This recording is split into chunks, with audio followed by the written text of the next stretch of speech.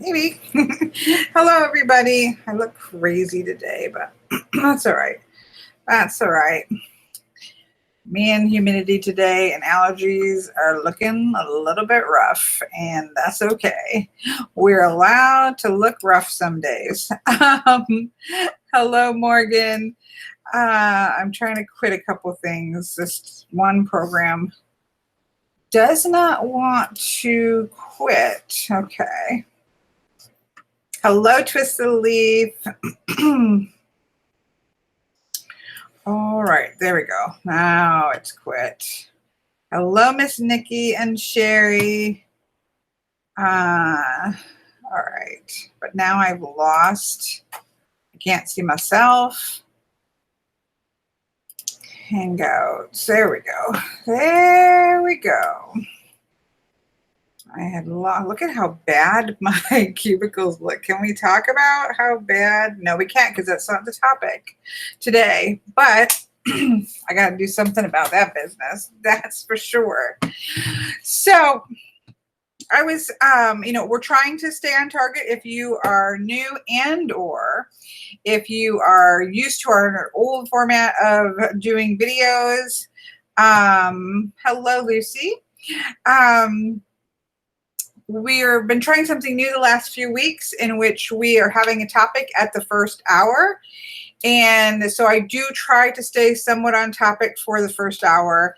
And then we kind of roll into talking about everything.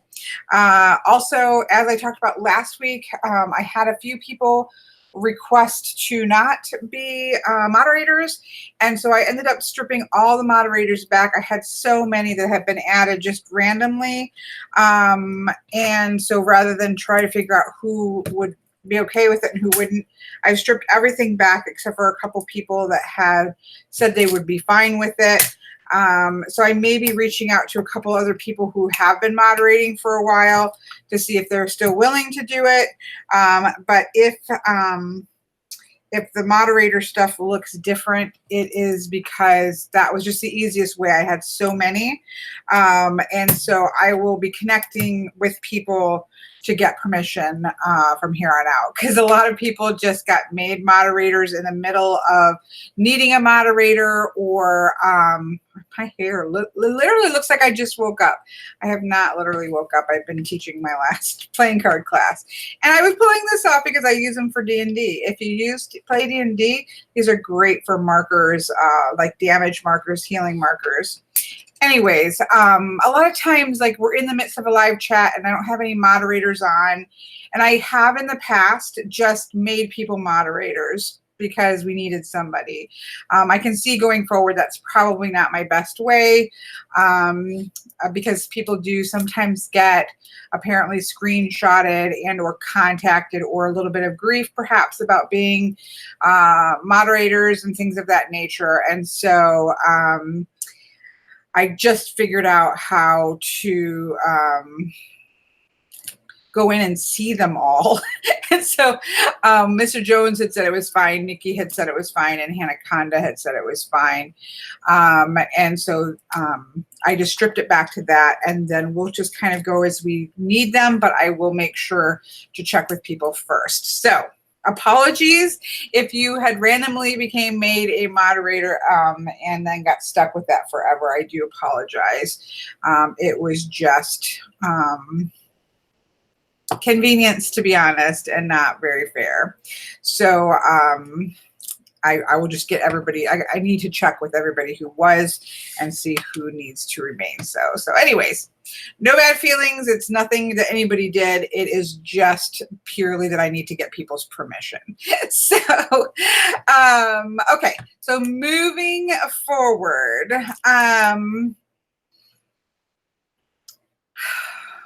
my brain's fried today, I will admit. And no, I didn't get a haircut. I truthfully, it's just, I don't know. It's got a mind of its own today. I have no clue. It's just driving me insane to have to look at. But that's okay, you know? It's okay. I keep saying it's okay, but it's bothering me to pay attention to it. Let's recenter, right? Let's recenter here.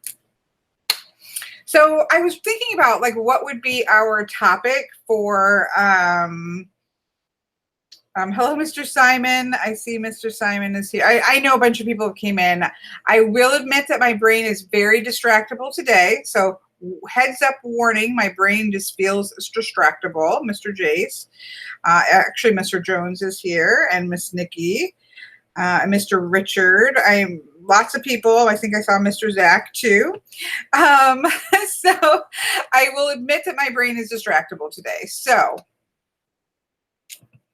I'm back onto point. If you're new and or old to live chat, so we have started a thing where we're doing a topic at the beginning and kind of focusing the first hour on a topic and then going about our rambly business. So this week I was thinking about like what would be the topic for this week, and my friend Bart had mentioned something to me, I think it was yesterday. He just kind of was like rolling his eyes about something that was mentioned about like, just think in your head and picture in your mind that you're clutching wads of cash in your hands, as it's sort of being a means of manifesting money. And we were both kind of like, yeah, wouldn't that be great if I could just meditate upon having fistfuls of cash and I would wake up in the morning and have a fistful of cash, right? And so, I do think that in our community, this topic of manifestation is an interesting one to have because it does show up in so many different ways.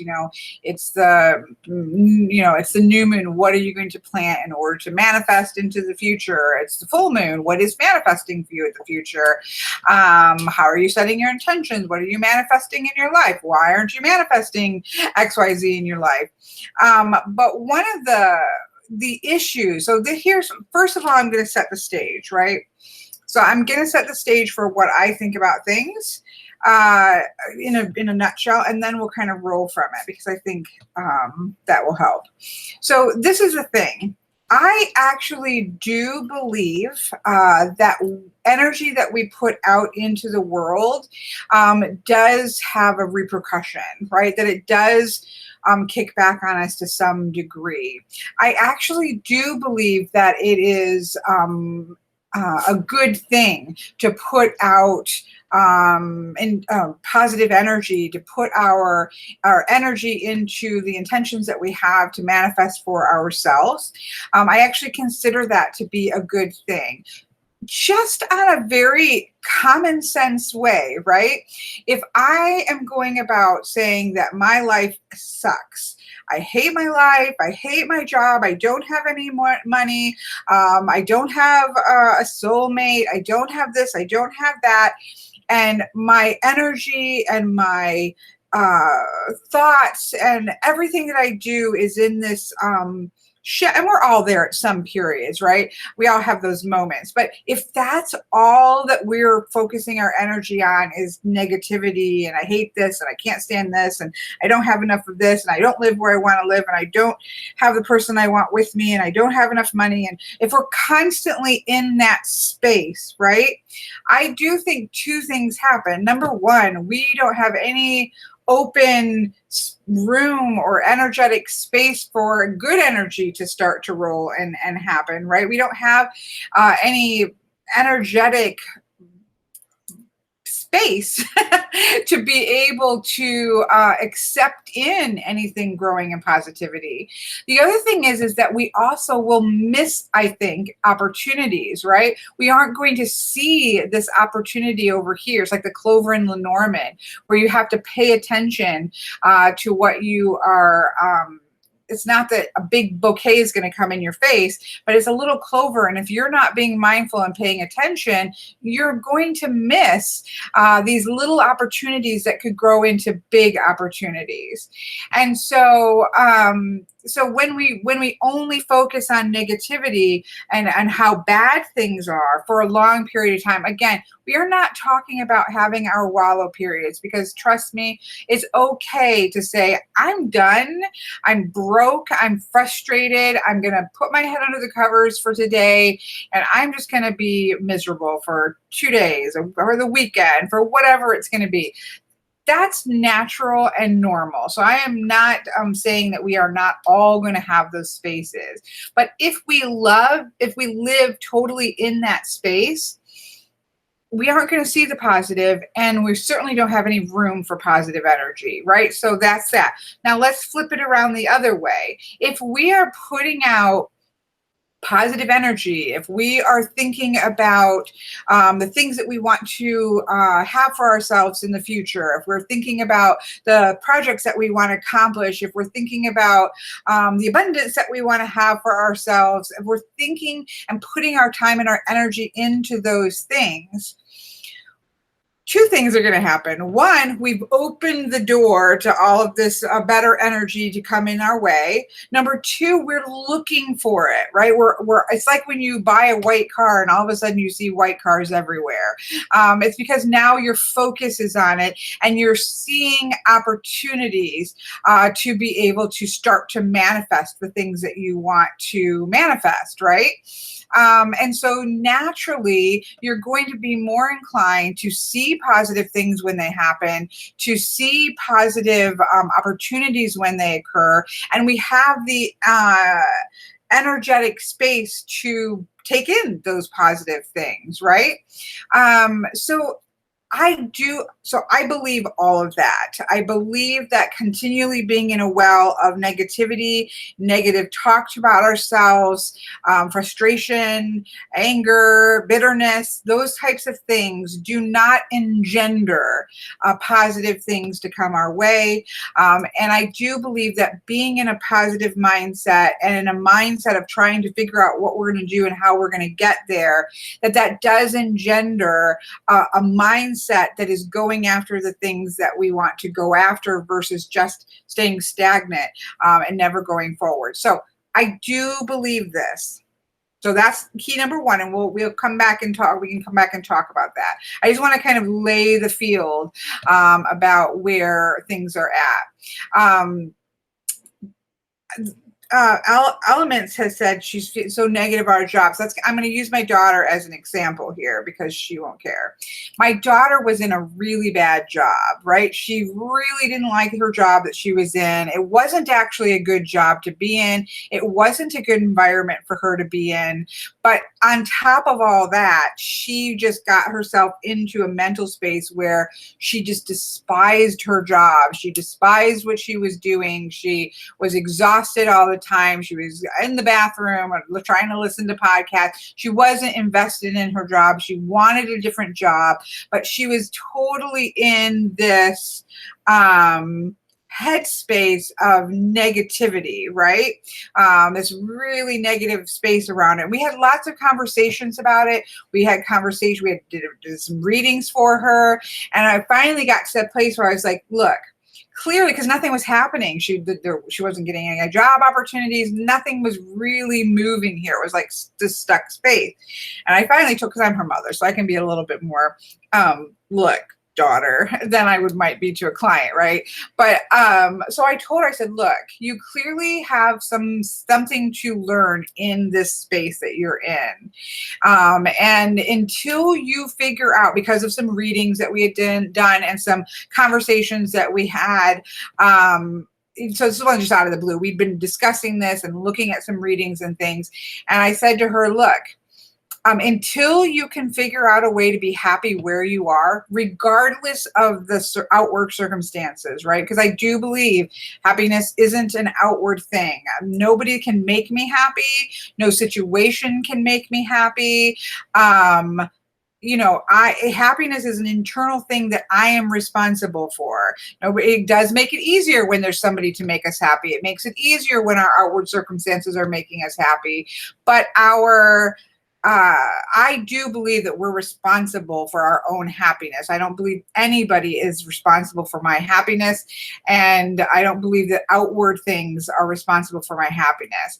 So I told her, I said, until you can figure out the lesson of being content with where you are, despite everything that's going around, you're going to be stuck here, right? This is just where you're at. You're stuck here until you can figure this out.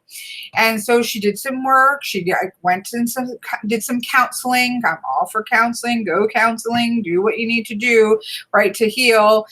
So she did some work. She did the internal work that she needed to do on herself. She understood that, look, this is her job. She's being paid to do this job. She needs to put her effort into this job.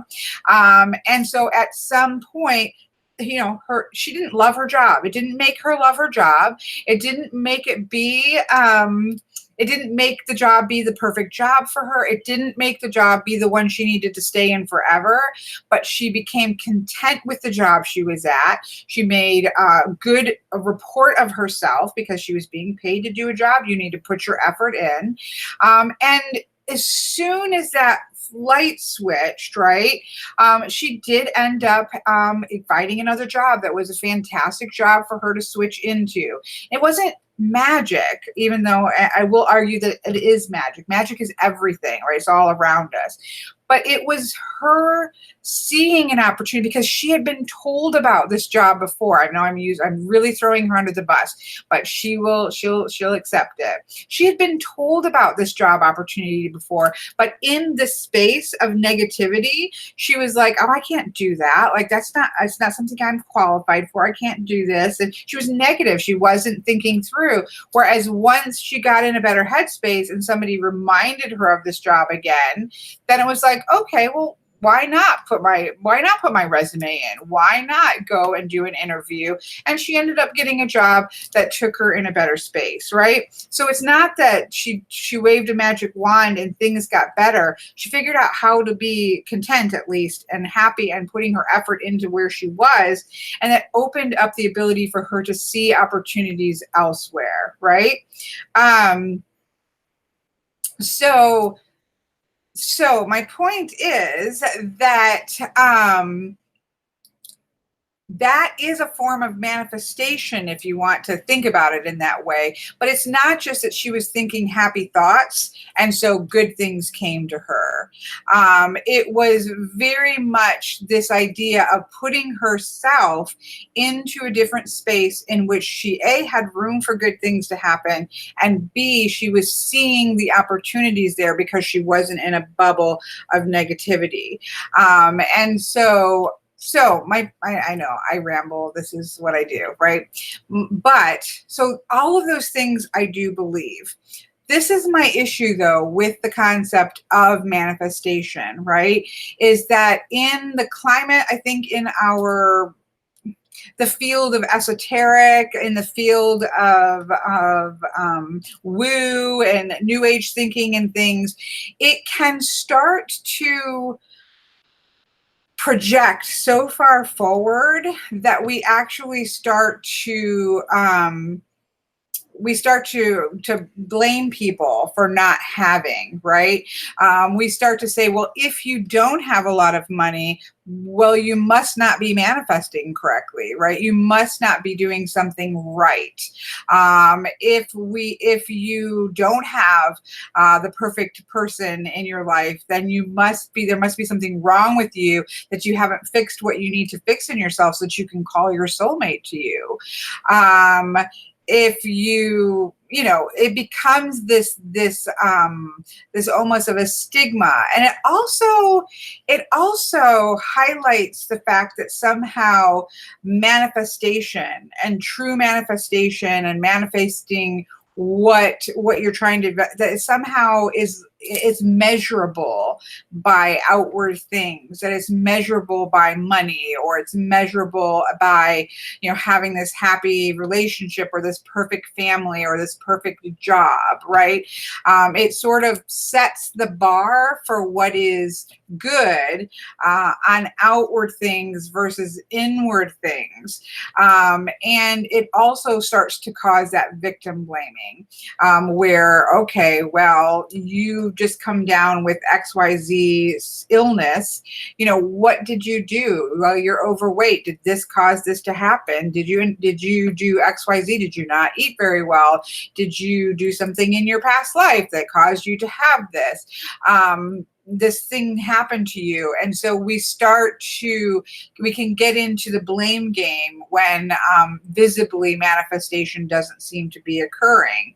Or as, let's say, here's me and I'm perfectly content with where I'm at. I don't have a lot. I have a very old car. I have a very, very small apartment. I keep my finances really, really low, so that I can do what I want to do. That's my choice, right? To not have maybe a lot of toy thing. I have a lot more toys than many people, but and I don't maybe have some of the bigger things that people might have because I don't want to maybe go do a 9-to-5 job where I'm punching a clock. I want to be able to do what it is that I'm doing. That's a choice that I've made to reduce debt and finances so that I can live the way that I want to live. So somebody outwardly looking in and saying, well, you have a really old car and you live in this old small apartment building, you might not, you must not be manifesting your best if you're there. Well, no, for me, I'm manifesting what it is that I want to achieve, which is be able to do the things that I want to do.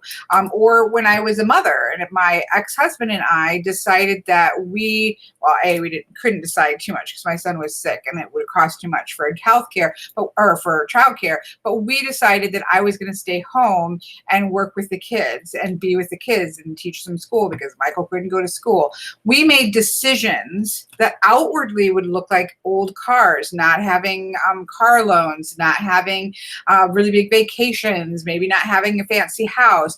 We made choices because I wanted to, and that meant I got to spend 23 years with my son, who eventually passed away. I got to spend daily time with him all day long with him. But outwardly, it would look as if we weren't manifesting to the highest standard. But we were manifesting the life that we wanted. So it becomes very dangerous to look at somebody else on Instagram or YouTube or something like that and look like they have everything and say, wow, like they've been doing what they should be doing because look at all they're manifesting. And then you might look at this other person who's in a little cabin in a woods somewhere, living their best life, small and tiny, and enjoying the things that they have and not buying new things. Now, it doesn't make the person who's manifesting these gorgeous things and big vacations and doing what they're doing, it doesn't make them bad. They're manifesting what they want to manifest. And this other person over here who may not look like, they're keeping up with the Joneses, they're manifesting their best life, what they're looking for.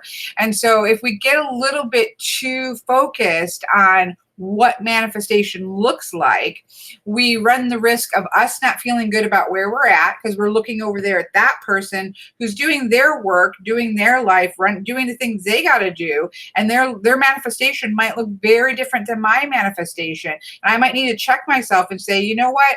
I don't have all those things, but I'm focused on doing these, right? I'm doing these things because this is what I want for myself. And so these are my choices. These are my circumstances. And I need to find that contentment in that. So, and vice versa, somebody who has it all looking at somebody else and saying, well, they haven't made it. They might have made it. They've just made it in a different way. So it's interesting, right, that the word manifestation or the concept of manifestation has this dual I think it's a really powerful tool. I think it's really powerful. I think it does actually cause an effect. And I think way up there I saw Simon say cause and effect. What we put out, I do think comes back in. What we sow does come back to us, but it doesn't mean it comes back the same for everybody. That my level of manifestation and what I try to achieve and what I do achieve, it isn't going to look the same as somebody else's. And we have to be really careful not to think that we're failing at it because ours doesn't look the same, or that somebody else is failing at it because they don't look the same. Or that somebody is just like, well, if you were working harder at manifesting, you would have the big yacht in the lake with the house at the beach, but you're clearly not doing something right. And I think that's very dangerous It's very dangerous thinking. And yet at the same time, I wouldn't want to remove the conversation around manifestation, because a lot of my practice does involve thinking about keeping myself in the headspace to achieving what it is I want to achieve. I guess in some ways we could really tie this to the Seven of Cups, right? So the Seven of Cups, for me, again, not everybody, but for me, the Seven of Cups is that not saying don't dream too big, right? It's not about all of this is just an illusion, but it's about making good choices. So that when the Seven of Cups comes up for me or for a client, for me, it's a message that says, really think about, take a minute.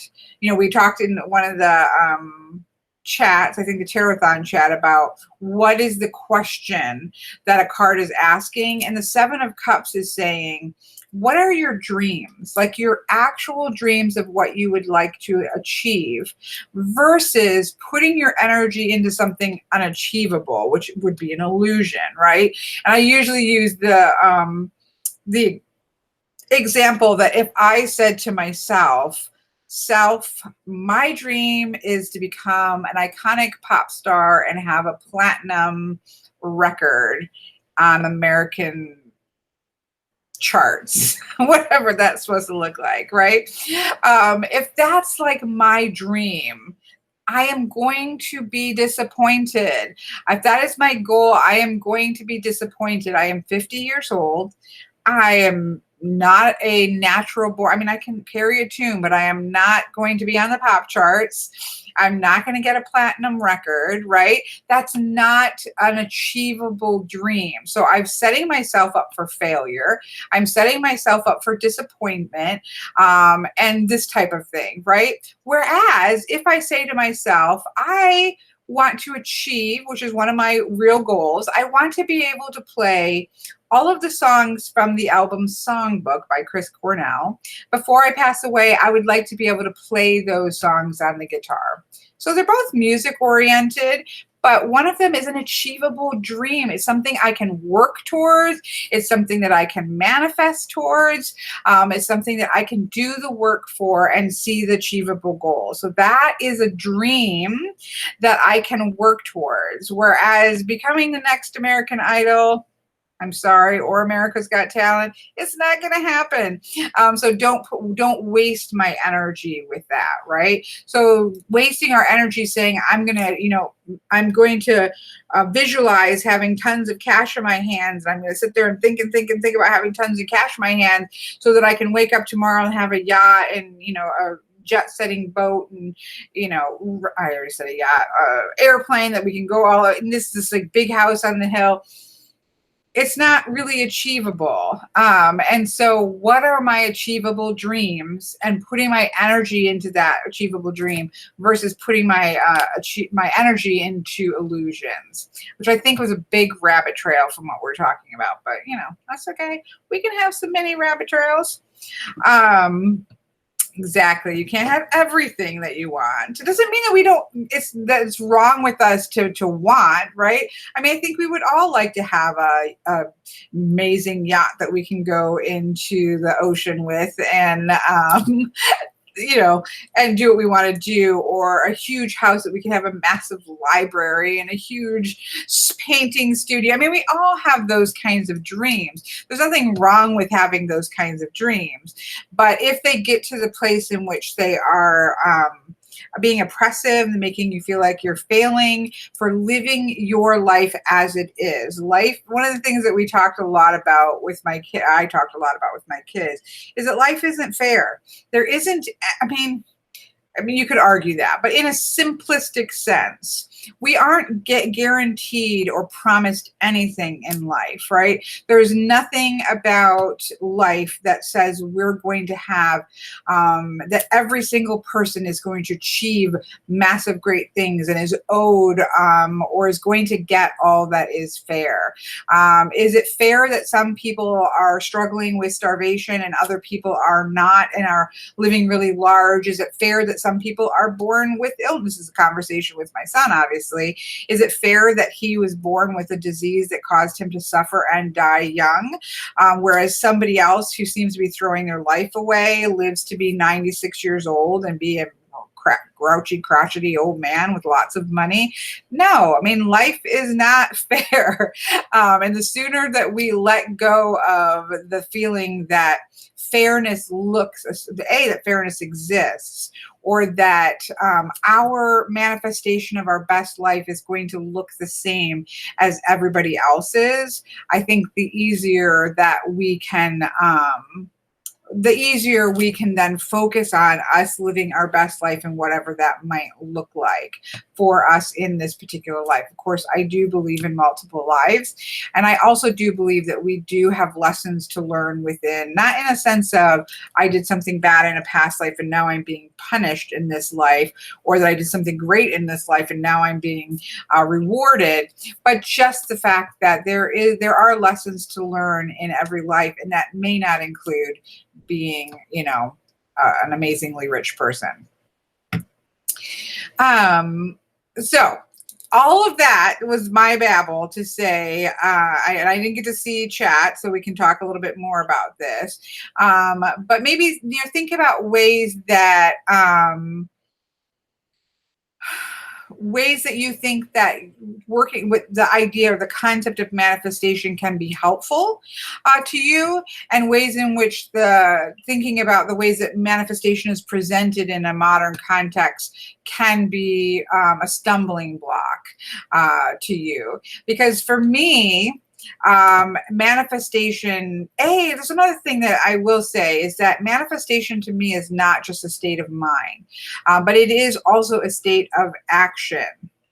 So I do think that we sometimes, some of the books that you can read, this kind of new age, I don't even know what's the appropriate term to use, because for me, new age is very specific to like the 70s and things like that.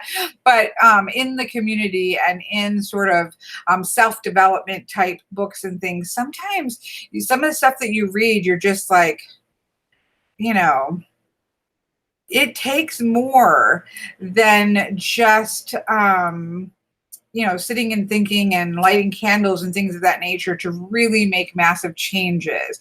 That manifestation is also about the work. That yes, we think, we put the intention out, we light the candle, we do the spell, we set our mind in order, but then it also takes the doing. It takes the work of going about and building what it is that we're trying to build. Whereas I think that we kind of forget the second step sometimes.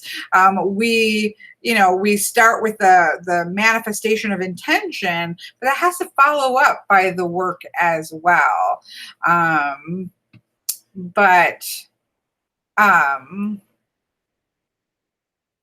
pick one. Okay.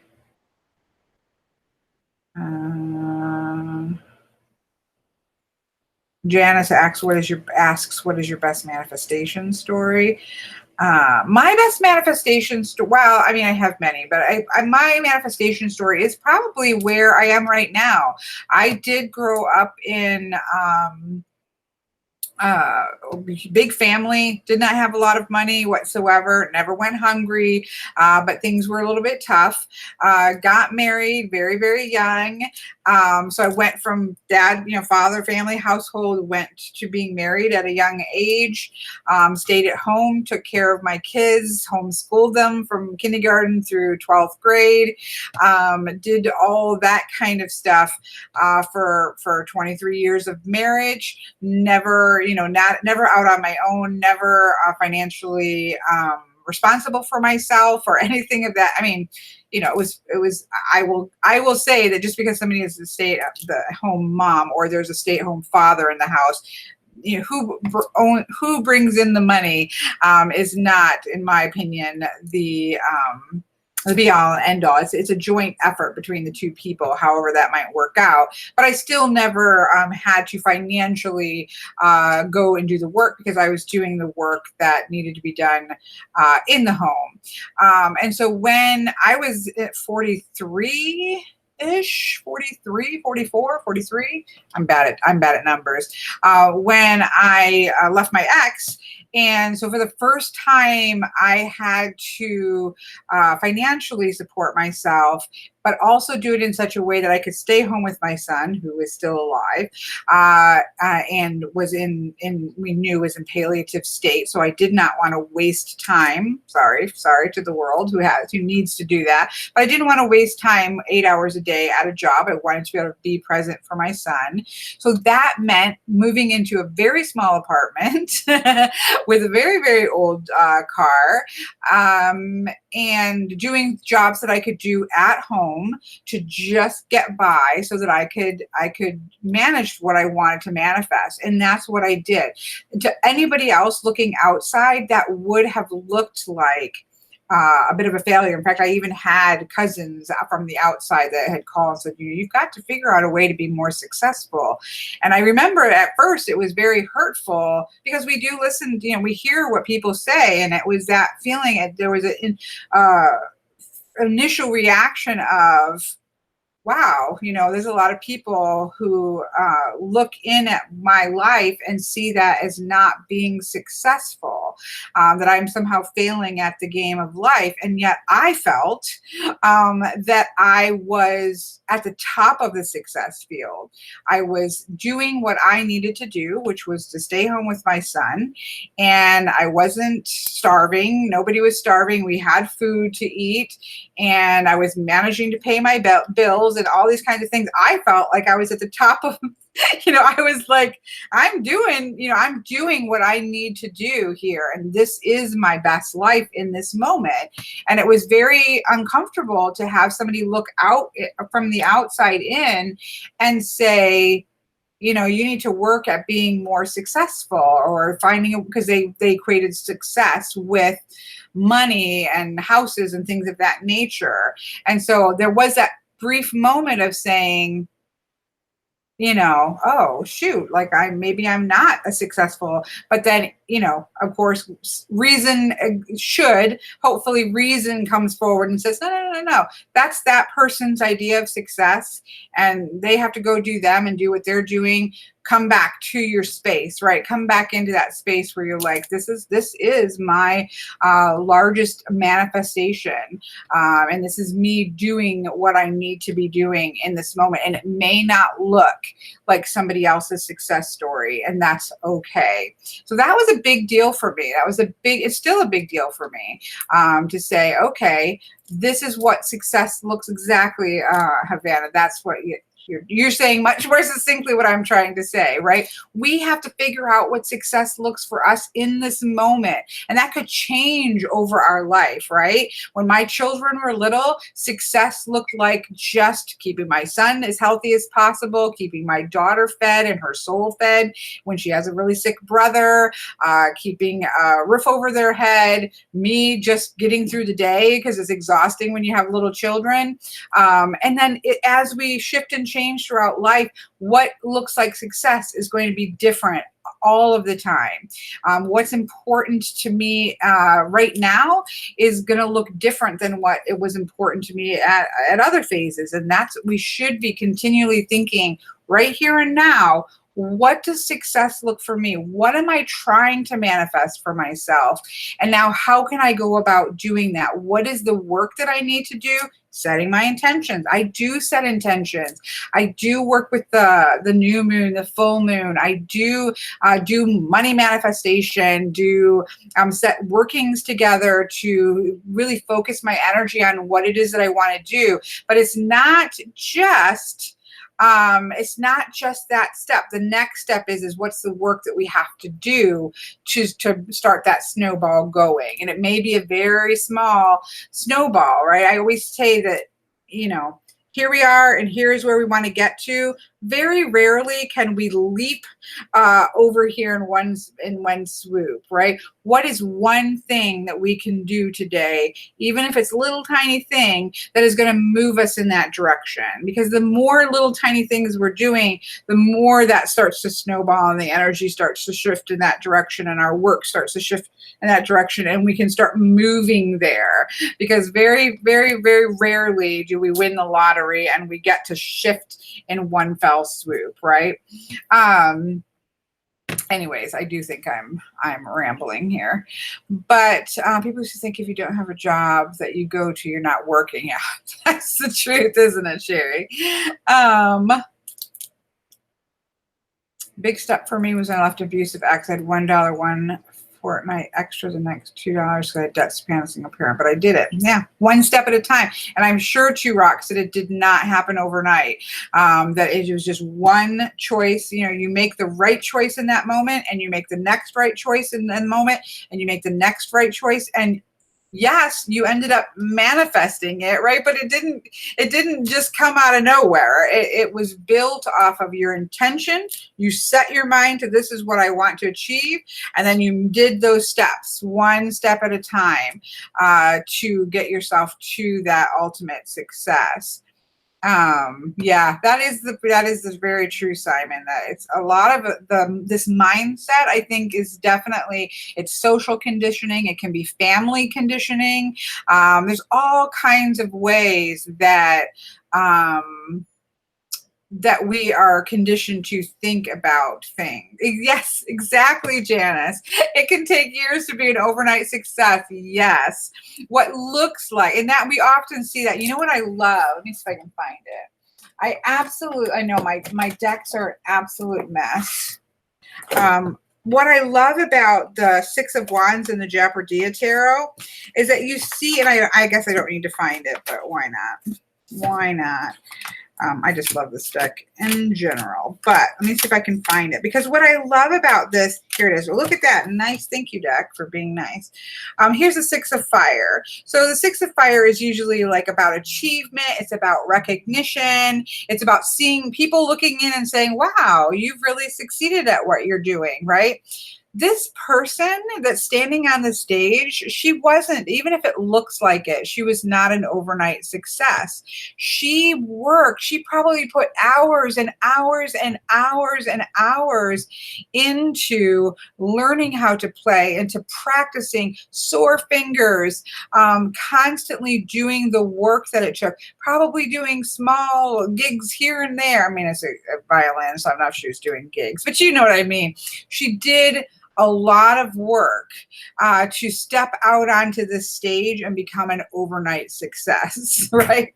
And so I think that we often see the end result and we think, wow, you know, that person really had it easy manifesting their dreams. They probably were working at that a very, very long time. And we're now seeing the culmination of what that is. So I quite love that version of that card, because, and all of them kind of say the same thing. Even the traditional one where you have somebody sort of marching in, you know, I think the traditional Six of Wands is kind of based on that, the concept of the Roman triumph. I think it's called a triumph. Please don't hold me to the fire on that, where, you know, they would come home from war and they would have a triumph like through the streets of Rome to show that they give them the honor and the respect of what they did. Well, even in that picture, that's the end result of like years and days and months of battle and grime and death and pain and all kinds of stuff before they could take that triumphal march there, right? There was still a lot that was going on before they, even in the typical card where they marched through the streets of the city where people are throwing them a ticker tape parade.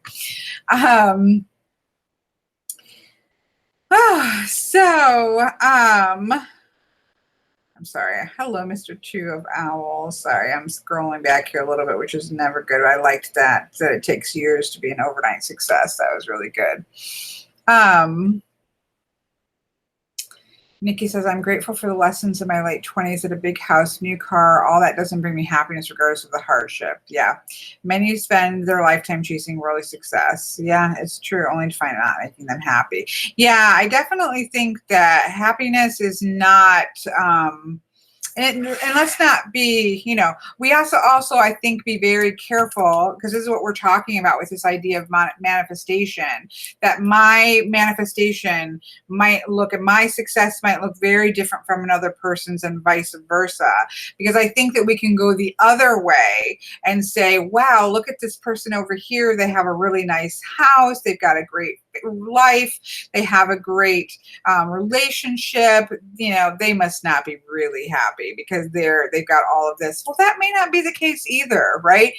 There are people in which careers are really important to them, and somebody might work really hard, go to medical school or law school or something along this nature, and do all of the work that entitles to, say, become a heart surgeon or whatever they're becoming, and end up manifesting a lot of fantastic financial resources, may have the big house and all of that, and may be very content and very happy. And so just because somebody has achieved financial success doesn't mean they're less spiritual or less than either, right? It's really easy to shift when we're thinking about manifestation. I think it's really easy to either downgrade the person who doesn't look like they're successful, and or also downgrade the person who does have the physical, what we can visually see as being success, and say, well, they just must not be as spiritual because they've worked maybe really hard to do some things that have achieved them a measure of financial success. That might have been their goal, to set out and do this work, and this is what they manifested. So I think if we just worry about our own self, right? Worry about our own, what it is that we're trying to achieve. Sit down, have the Judgment Day self-talk that says, all right, self, what is it that I'm really looking for doing? Like we said with the Seven of Cups, look for what it is that we're really wanting to manifest ourselves, what is realistic to manifest for ourselves, right? And go about setting our intentions, lighting our candles, doing our things, and then set about the work of, okay, here's a little thing I can do to walk myself there. It might take me a while, but I'm going to get there. If we're putting our energy into this, we don't have time to say, you don't look like you're manifesting very well, or, whoa, you're manifesting too much, so you must be not very spiritual. We don't have time to judge somebody else's success if we're putting our energy into manifesting our own success and doing what it is that we're trying to do for ourselves, and understanding that that's not going to look the same. I feel like I'm sounding very preachy.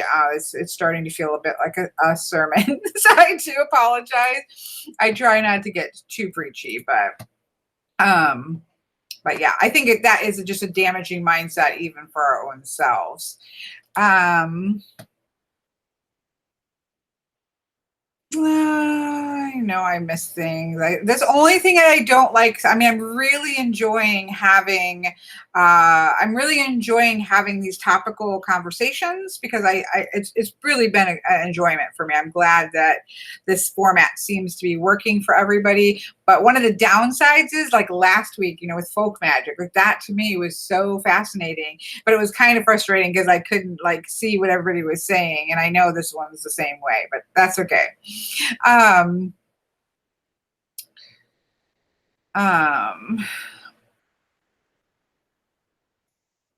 Okay.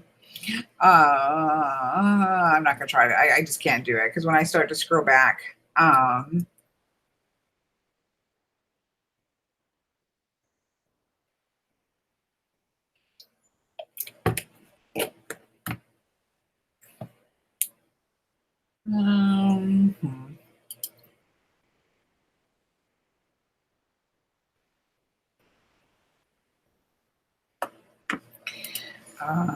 thank you. Somebody already got it. What's the next big goal for me? My goal is always generally the same. Oh, sorry. Yeah. I wish I was being sponsored by Arizona, but I'm not.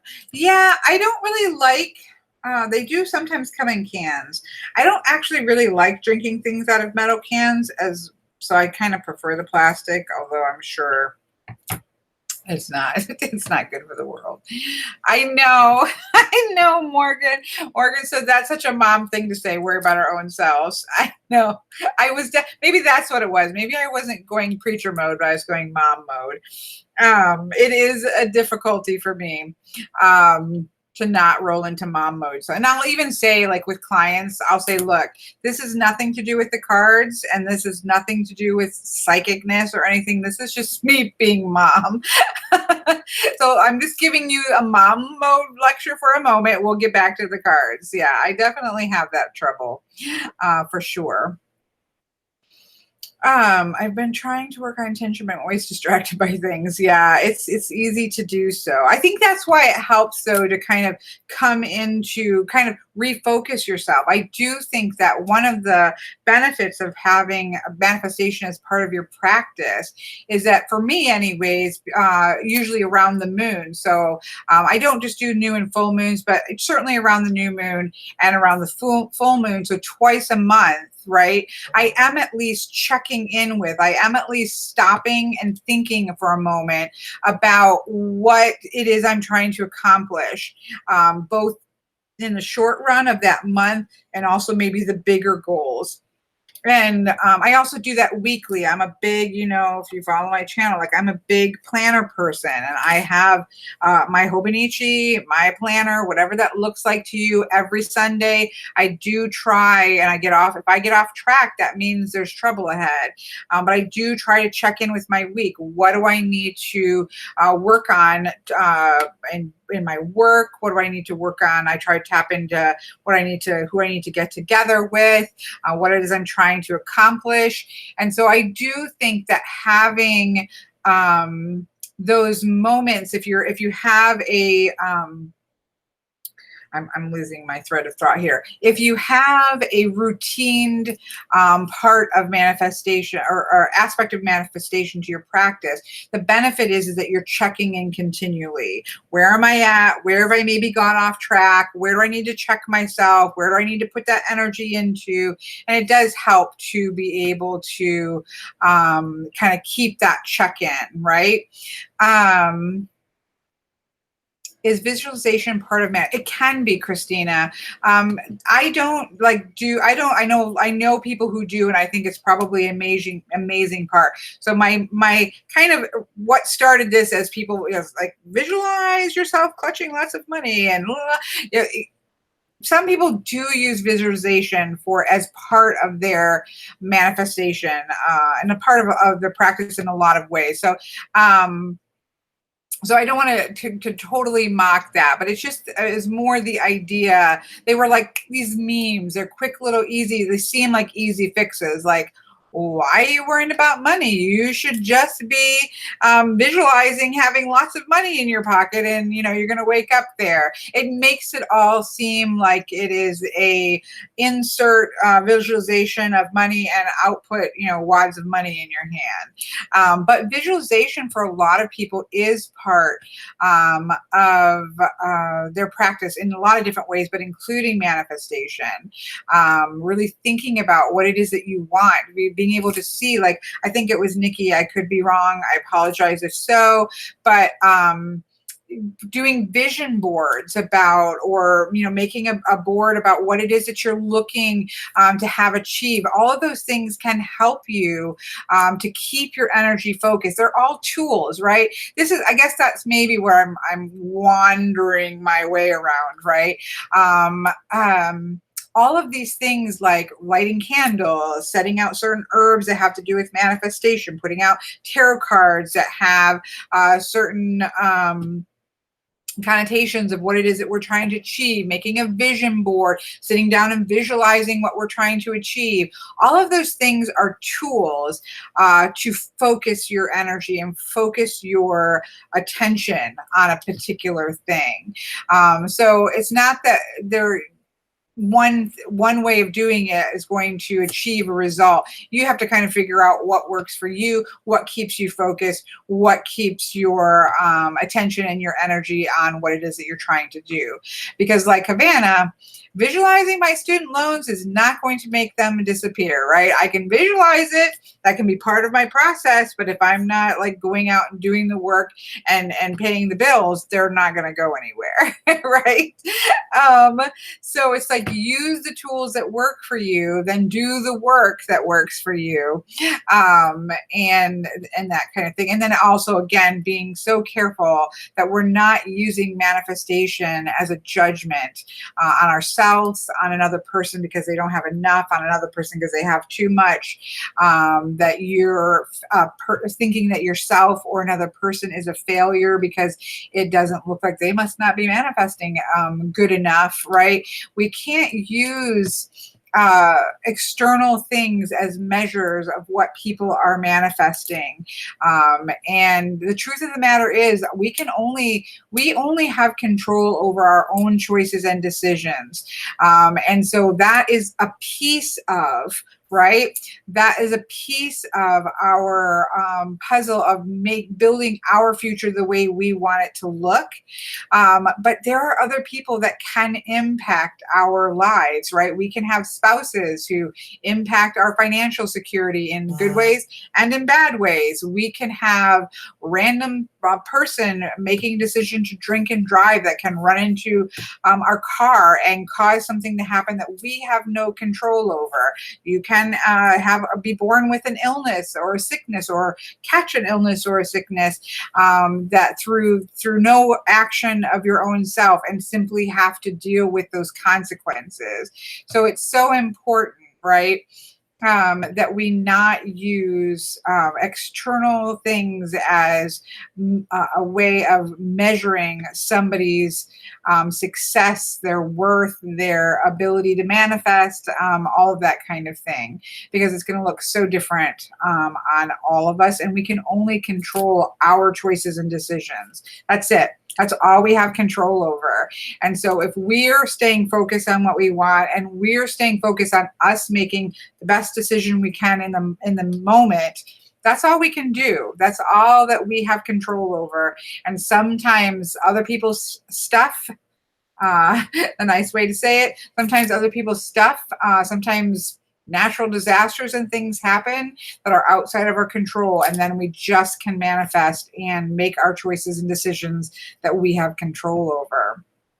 So I just think it's an interesting topic, because I always am like, I don't believe I do believe that we should be putting out positive energy. I do believe that we should be setting intentions and focusing our energy, right?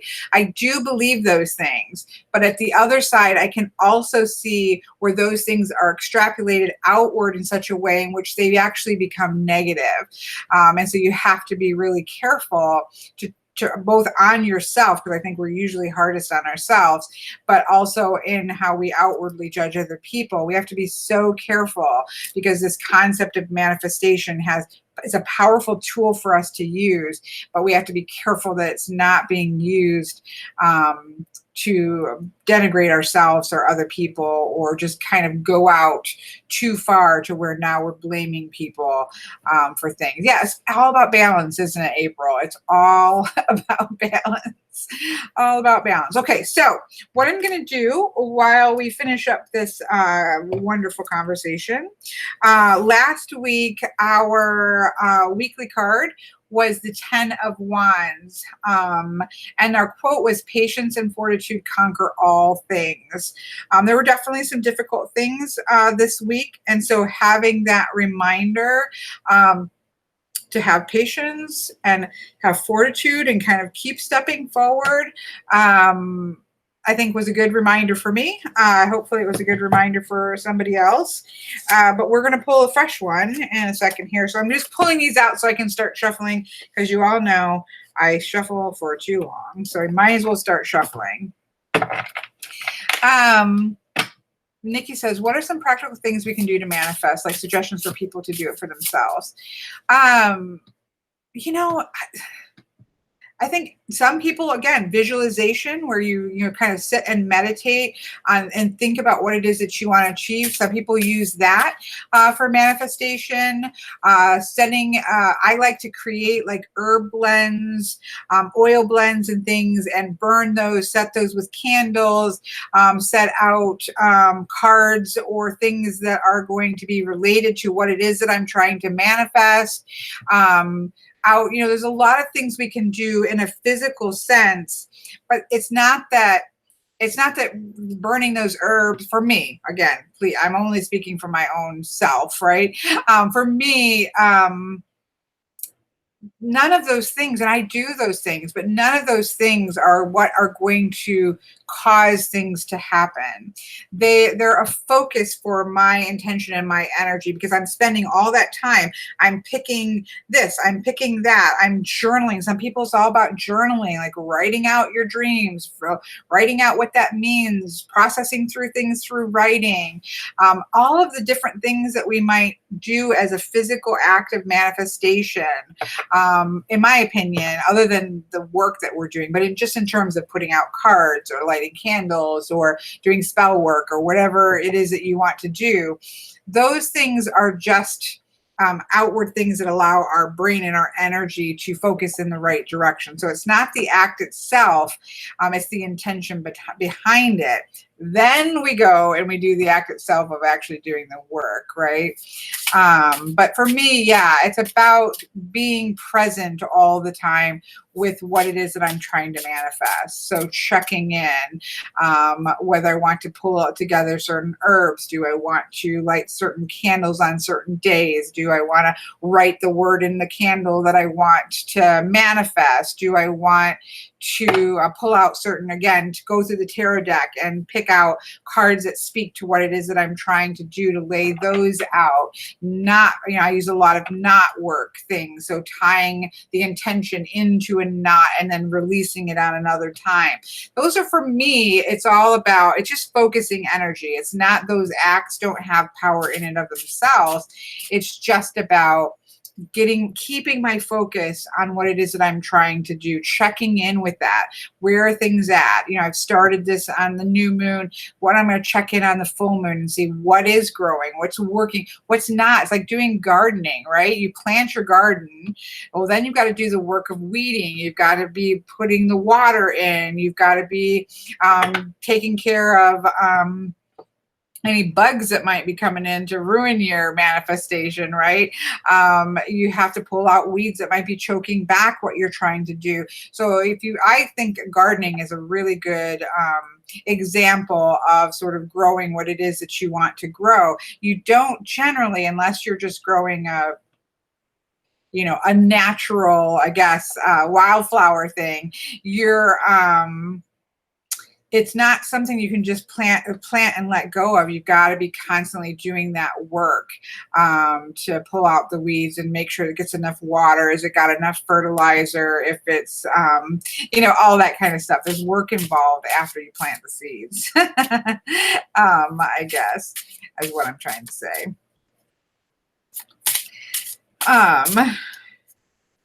Joan says, so manifestation is about intention setting and the tools that help set the intention in motion. I think a part of manifestation is about intention setting. Yes. I think that the first part of it is that intent, right? We have this desire that we want to achieve. So then we do something. We start to manifest it by, let's say I desire to write a book, right? So my desire is to have a published book out there on the bookshelves, right? So the first thing that I do is I'm thinking about that probably for a long time. I'm thinking, well, boy, I'd really like to write a book. Well, what would I like to write a book about? Then I'm thinking about the book, and I'm, kind of thinking all these things into my head. And then, I said, okay, I set my intention. Oh, right, I am going to write this book. Like, it is time for me to write this book. So I set the intention. I'm going to sit down for 30 minutes a day, and I'm going to write this book. It's going to get written. So I've set my intentions. I've set up a space that's going to look, be conducive to writing. I've cleaned a house or apartment out so that it's, making me feel good about doing the work. I'm going to light some candles that are going to have certain smells, or put some essential oils in the thing that is going to be uplifting and energizing. So I'm doing all of this work, right?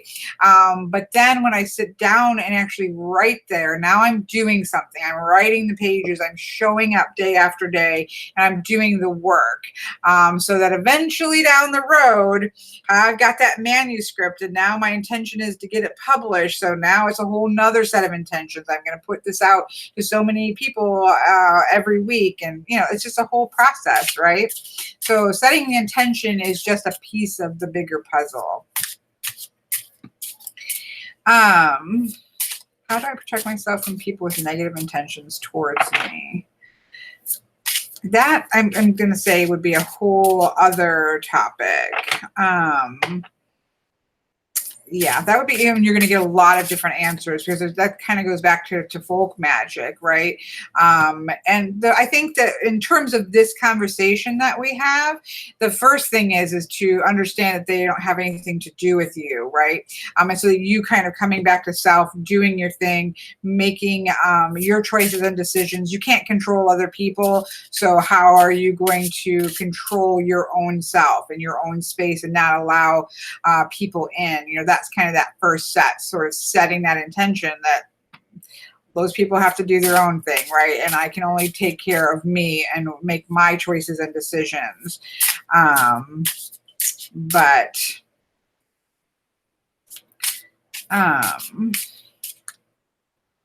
that's the first step for you. I think the first step is just to kind of separate ourselves out from other people, that we really, control the controllable. That's, I think my friend Patrick says that a lot, this idea of controlling the controllable.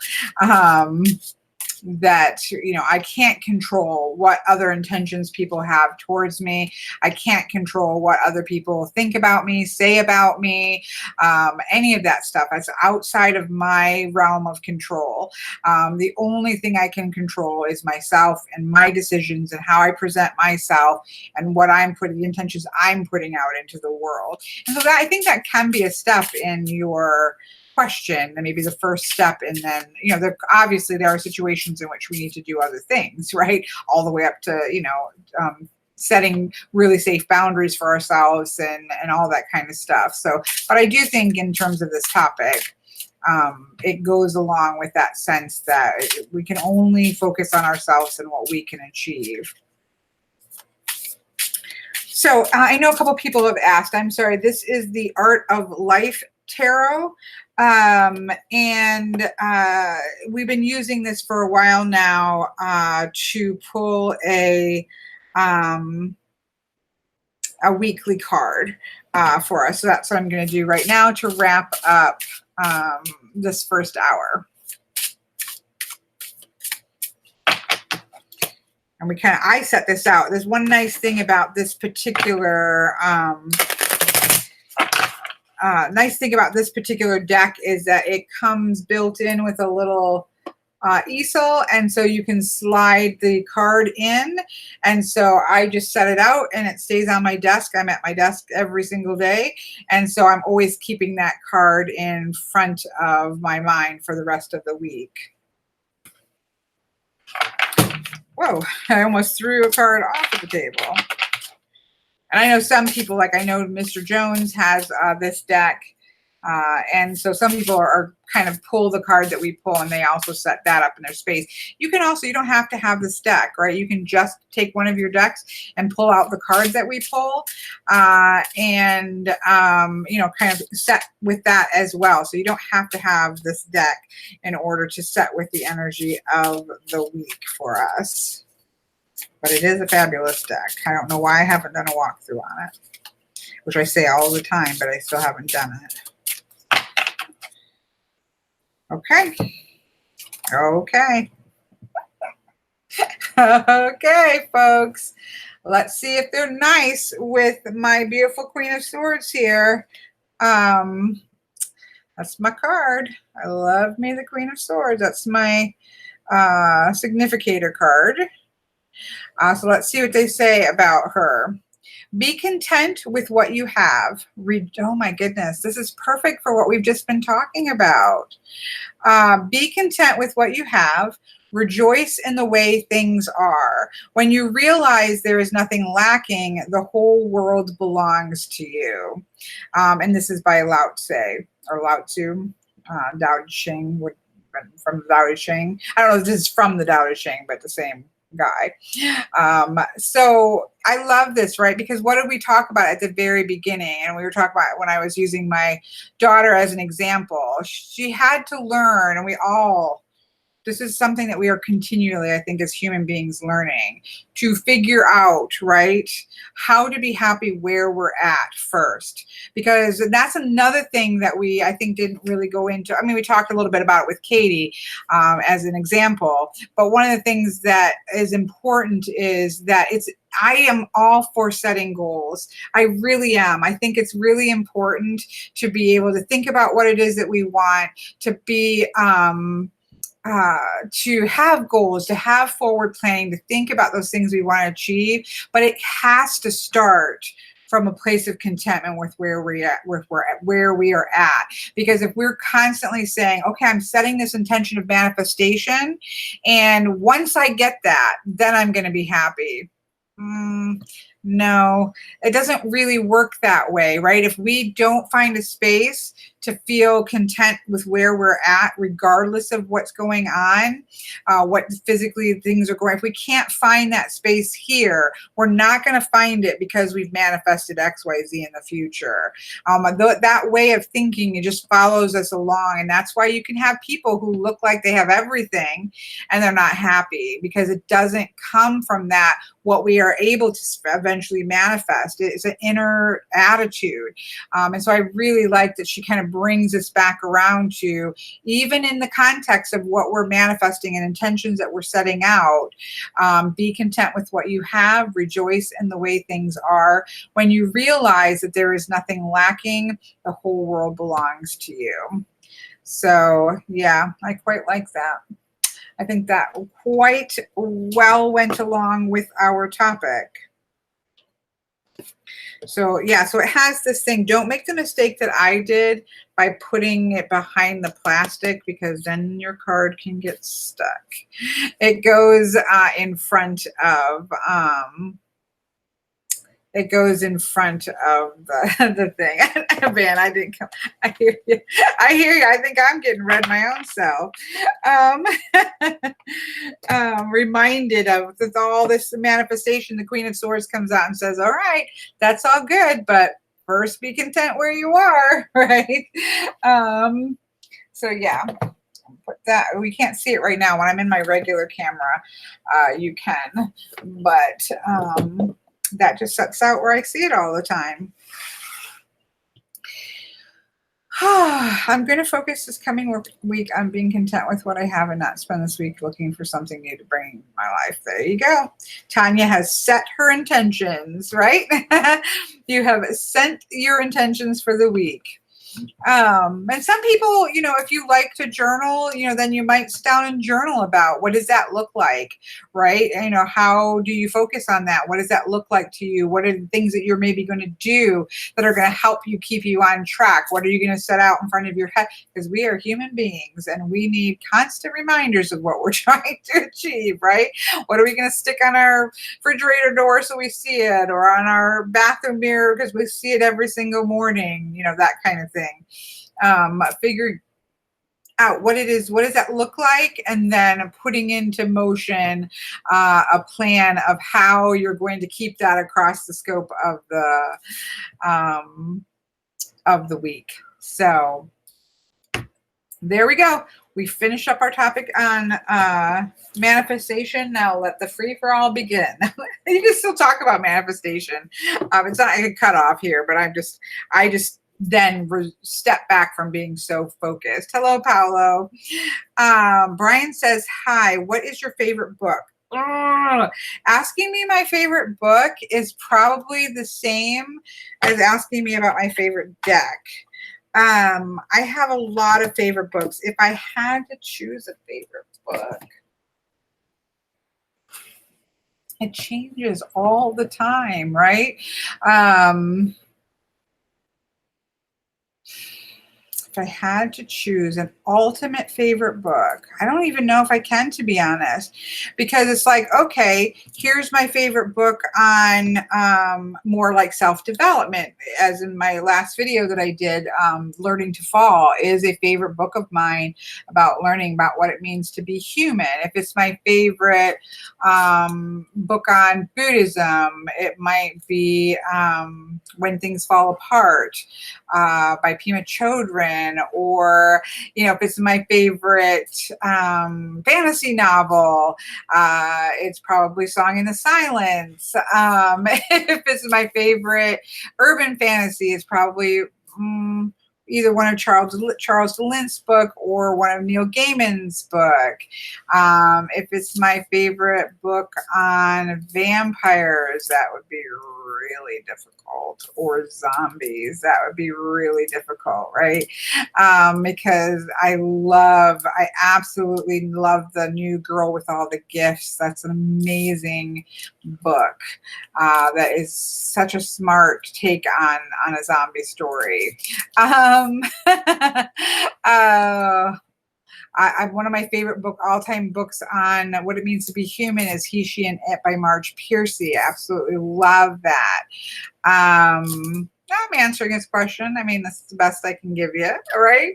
So I don't have, I think, one book that, what's my favorite book to fall asleep to? That's Sunshine by Robin McKinley, which is a vampire book, post-apocalyptic vampire book. It's my favorite book to fall asleep to. Or The Graveyard Book by Neil Gaiman. I love to fall asleep to his voice.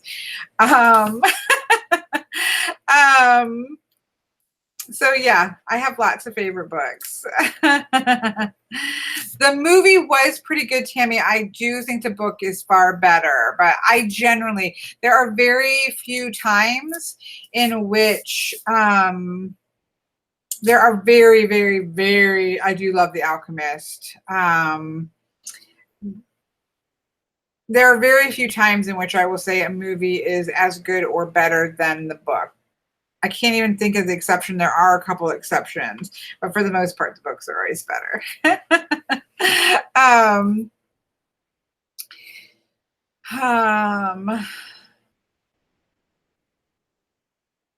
I won't search. Yeah, no, you don't have to search for the links of the books. Philip Pullman's is his Northern Lights the what's the first one of those? I did like Philip Pullman's, but I don't think it was called I don't think it may be the Northern Lights series. It's the first, I think it's the first series had, like, with the bears and like all of the souls that are the concept that the souls exist outside of ourselves in these animal familiars. Yes, I love it. Dark Materials. Yes, that's what I'm thinking of, Tanya. Hitchhiker's Guide to the Galaxy. I do love that book as well. Yep, that's a good one. That's a good one. I have not read The Southern Witch, although I think I saw that book somewhere recently because I thought it was really funny when I saw it after we've been talking about folk magic. I saw it on somebody's Instagram. I almost want to say it was on Avalon's Instagram this morning or yesterday, but I could be wrong. So don't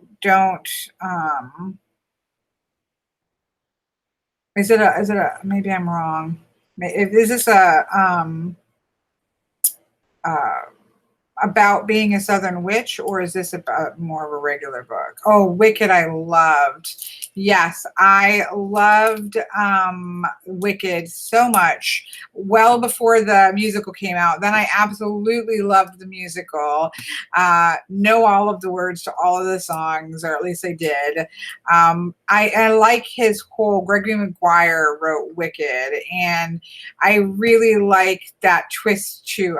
There's another book that does does that really well called Grendel, which of course takes the story of Beowulf, but it is through, that's what I thought, Landon. That's what I was thinking of. But I Googled it and all of a sudden I'm getting like novels and I'm like, that's not what I was talking about. But I have not read that, but I've seen it's popped up a couple times, so I'll have to look into it.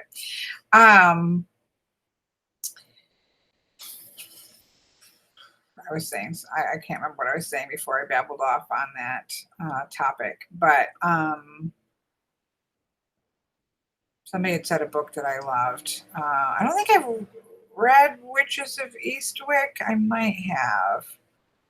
Oh, Wicked. We were talking about Wicked and Grendel. There we go. I'm back. I kind of, where are we? Come back around. I love books that take the perspective of the monster. This is the case my fascination started obviously with Frankenstein with that, where, we read Frankenstein and we often think we're talking about the monster, but the monster isn't Adam. The monster is Dr. Frankenstein. So I love it when you do that change of what is expected and then we kind of flip the narrative. And Wicked does that with looking at Elphaba and from the perspective of Elphaba, who is just sitting in her castle when, this girl comes traipsing in here and throws water at her and melts her. Like, what was going on before all of that? So he has quite a few of them that are kind of flipping the narrative like that. But Grendel's another great one because it's through the eyes of, and I know what I was going to say also, He, She, and It is similar to that, where you're kind of seeing the story of a golem. And I know I've talked about this before, but you're seeing a story of a golem that's raised to help for the, to help with, in the, beginning of the Holocaust, and then also in the future where a cyborg is being created, and that kind of really looks at what does it really mean to be human in a fantastic way. Loved Maleficent. Yes, that was a really good movie. I enjoyed that a lot. I did not know that there was a TV show of He, She, and It. The book's amazing. I find it hard to believe that the show will be as good, but maybe I'm going to have to try to see if I can find it. I'm assuming that is a show from the UK. Love American Gods. Love American Gods. And that idea of sort of the gods fighting for belief because it's the belief that keeps them alive. Yes, good ones here. People are bringing up fantastic ones. Loved the Diary of Anne Frank when I was younger. I read that so many times. And when I'd gone to Africa when I was 18, and on the way home, we stopped in Amsterdam, and I was able to actually go and visit her house and like walk through, the opening behind the bookcase and go up the stair, like everything that she had been talking about. It was such a surreal experience because I'd read it so many times when I was younger, and then to be in that space was really strange. Strange in a good way. It was powerful. It was a powerful experience.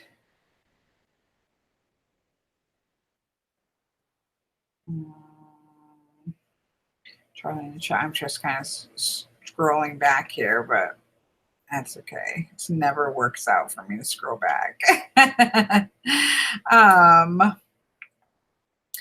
Mr. Jones is going to bed. I can totally understand that. You really want to watch? Yeah, I've only watched I have only watched maybe the first or second of I love the American Gods book, and I love any of Neil Gaiman's. I've said this a million times, and I'll say it a million times more. If you, the best way to experience Neil Gaiman's books are to listen to him read them, because he's amazing. Let him read you the Graveyard Book. It's absolutely amazing. Let him read you The Ocean at the End of the Lane.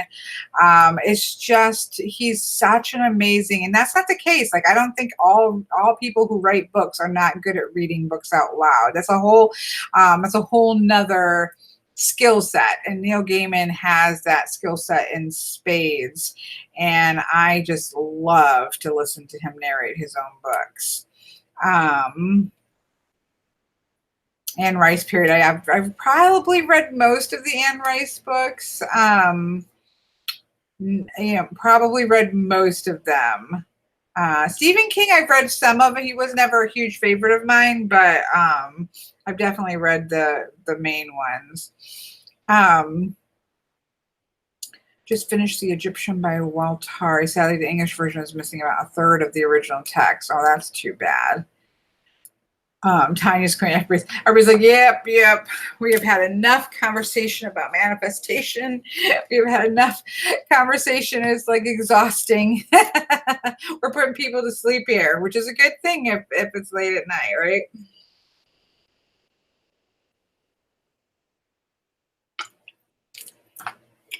Sorry, I'm very thirsty. It was a long chit chat for playing card class, and my throat starts to get like Saturdays when I have classes going can be a lot of talking. I always tease because sometimes, if you, and anybody who has a job in which talking is a lot of it, because most of my readings that I do are video readings. So I'm talking through the readings. If I'm teaching a class, I'm talking for 2 to 3 hours. Making videos, you're talking for, when you're doing walkthroughs, you're talking. And so sometimes like, I'm just like, people will text me or call me and I'll just like text back. It's like, I'm just kind of done talking, right? You just kind of get to that point where you're like, I really just don't. I know it's shocking. I know it's shocking to think of me not talking for a couple minutes, but there are that point which you reach where you're like, okay, nobody else call me, text me if you need anything important, because I'm not going to sit and talk on the phone after work, takes place. Anna Teresa, did you always have fish? Yes, I'm here in this direction. I feel like I'm really lagging. They've been putting up gutters around the apartment. Isabel was quite unhappy during class and not being very good. I haven't heard her gruffing, so I don't think they're out there doing anything, but they were out also messing where the wire was to the cable. I was kind of worried it would go out. But I just lost track. Oh, did I always have fish? Sorry. No, I've got stuff in flux here for changing cameras. And right now we're back to my old view just for the moment, but I had fish. I always have fish. Yeah, I always either have betta fish or goldfish. I've always had fish.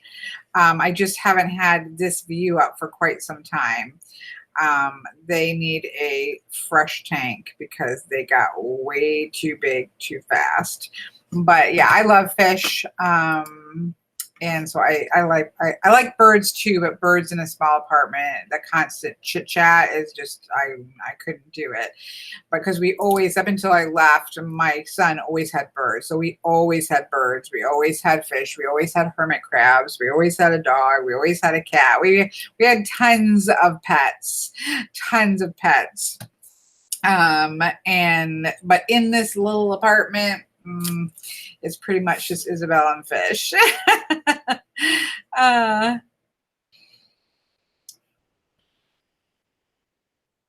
They are very nice and healthy and fat and contented. The key to goldfish is just changing the water constantly, because they are relatively disgusting in terms of their output. So if you want healthy, happy goldfish, change their water every couple days. They're actually due for a water change today, and I can see it behind me. Chinese Cinderella. There's a modern Cinderella story that I read with my niece when I was kind of doing her literature, getting her reading and stuff like that. And it was called Cinder, I think. I really enjoyed that. I really enjoyed the Cinder. There's a series of them. I think I read the first 3 of them. But it was sort of a modern sci-fi a little post-apocalyptic-y version of Cinderella, and I quite enjoyed that. It was really good for a young adult kind of modern telling of it, and which nobody said anything about. I just saw Cinderella, and that made me think of it.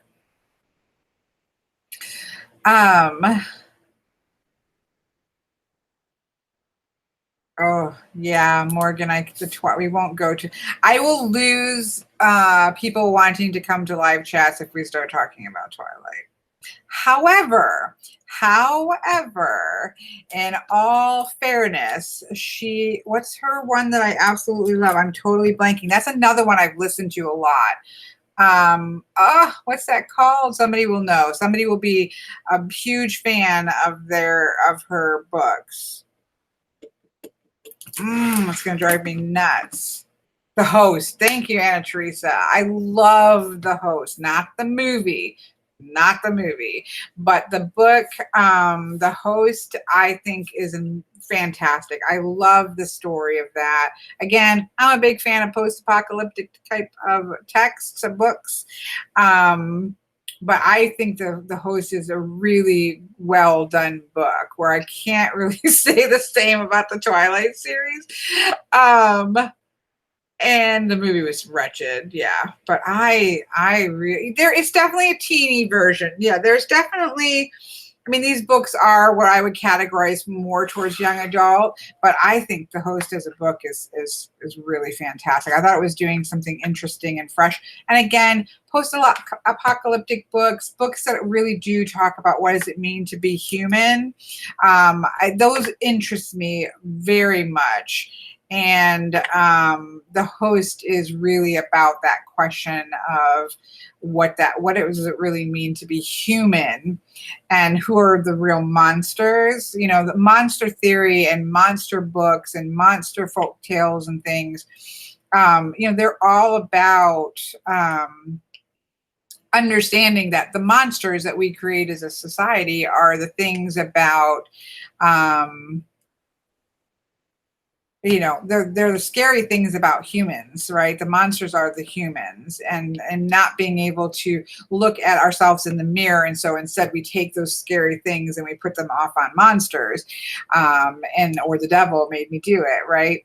And so I really like books and things of that nature. And I think the thing about post-apocalyptic novels is that they really do question that a lot, because if you think about what a post-apocalyptic book is about, is how quickly social structures break down, right? So how quickly, when you take away the niceties, when you take away electricity, when you take away running water, when you take away easy to find food in our grocery stores, when you take away the social structures and the luxuries or the ease of modern life, how quickly can things descend into terrible things. And the zombies and stuff like that, those are scary, but what really gets scary is what in these types of books and novels and movies, it's very often that what human beings can do when we're afraid, when we are trying to survive, what we are willing to do to other human beings can get terrifying, right? It's frightening what human beings are capable of. And so monster novels, post-apocalyptic novels, they're often talking about that. They're examining what it means to be human and what it means to how quickly things can get really scary when social structures fall apart. Anyways, I am rambling away, but my point is that The Host kind of touches on all those things, because you also see that with alien things as well, how quick we are to. Does anybody watch that new series? I'm disappointed in it, but I also liked it in a couple ways. It's called Another Life. I'm a huge fan of Battlestar Galactica. That series was absolutely amazing, right? Battlestar Galactica just nailed it. I don't know what all of the noises. I'm surprised Belle's not barking. I think they're having like a cookout next door. Anyways, oh my gosh, Bram Stoker's Dracula, I love. We won't go there. I'm a big person. Yes, Caprica is amazing. Dollhouse is also amazing. I kind of jumped over to that, but Caprica is amazing as well. But Battlestar Galactica is amazing. And so the girl that plays, I'm totally blanking. What is her name? I can't think of her name. Anyways, oh, that's gonna drive me crazy. What is the okay, that's gonna drive me nuts again. I'm waiting for somebody to save me, but let's not wait for somebody to save me. Yeah, she played Starbuck, but what was her name? The actor's name. It's driving me crazy. Somebody tell me what her name is. Anyways, the girl that plays or the woman, I should say. I don't know why I call her a girl, but the woman who plays Starbuck, I'm trying to find out what her name is. Here we go. She played, is it Kara? No, that's her name. Starbuck is her name, but no, nobody's helping me. What's her name? Katie Sackhoff. There we go. Katie Sackhoff plays Starbuck, or Kara Thrace on Battlestar Galactica, and I love her. I think she did an amazing job. Everybody in Battlestar Galactica did an amazing job, but she was amazing. The original Starbuck is a male. She played Starbuck as a female and just, in my opinion, nailed it. Anyway, she's got a new series called, another alien kind of movie or TV series called Another Life. And I binge watched it. She's amazing in it. The premise is really interesting. The graphics on it are really good. There's some things, I'm not going to give things away because I hope, you might watch it. The only problem with me is that the rest of the premise behind the cast, the rest of the people is a little bit strange. Like the people that they've put into space are just a bunch of 20-year-olds that don't look like they ever went through any kind of astronaut training, and why they would send them into space is absolutely beyond me. But minus that big problem, I did enjoy it just because I think she's just a fantastic actor. How did we get there? Somebody must have said something about Battlestar Galactica. I don't know. Somehow I got, because that really speaks to what it means to be human, for sure. I mean, that whole thing is about that. Oh. All right, we are babbling away, aren't we? We just move from big issues of manifestation to books and movies and post-apocalyptic concepts and monster theory, right? It's having nice started to watch Star Trek Discovery. I love Star Trek Discovery. Yeah, no, for sure. I love that. Let's see, my phone keeps beeping at me, keeps vibrating at me.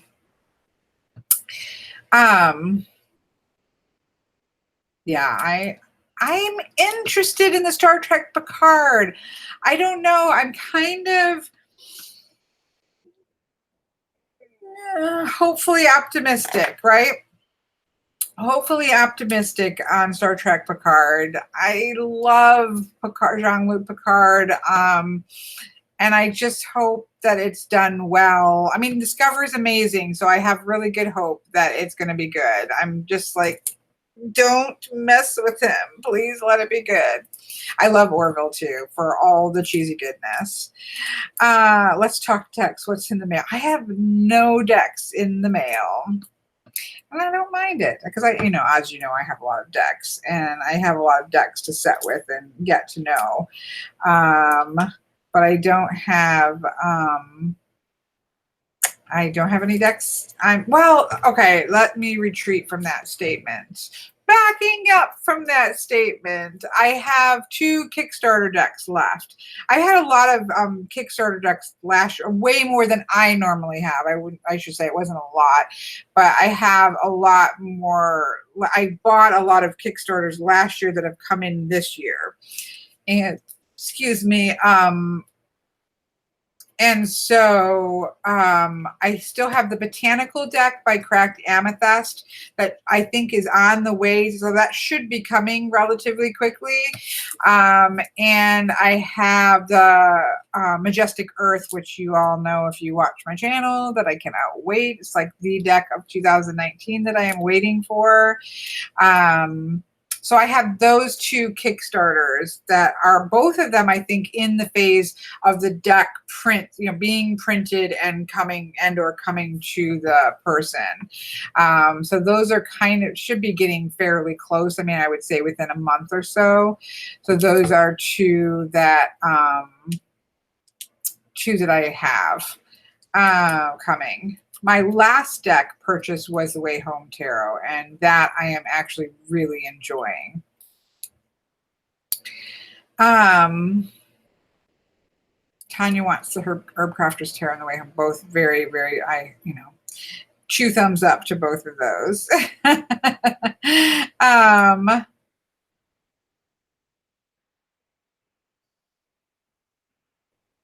Light Seers, yeah, I've already got my Light Seers, obviously. Apparently, Illuminated Earth is restocked, which is a deck that gets 12 thumbs up for me. The deck of Wonder Walking is amazing. No regrets on that one whatsoever. That was a Kickstarter for me from last year. I think I saw that the Light Seers are now coming out for the people that got the Muse. I think those are in the process of being boxed. I did see that. I did not get the Muse Tarot, so I didn't get held up.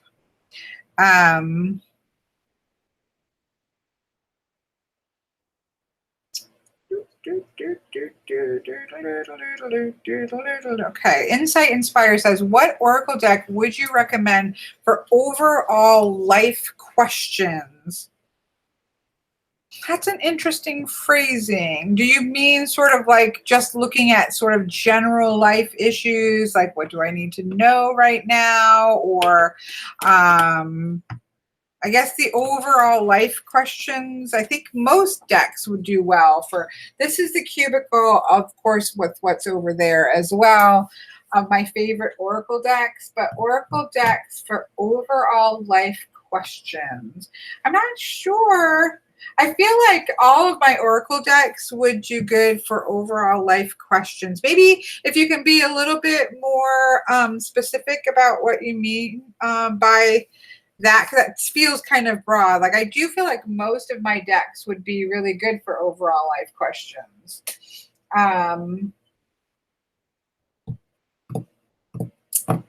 So I don't know how to. No, Miss Morgan says tarot.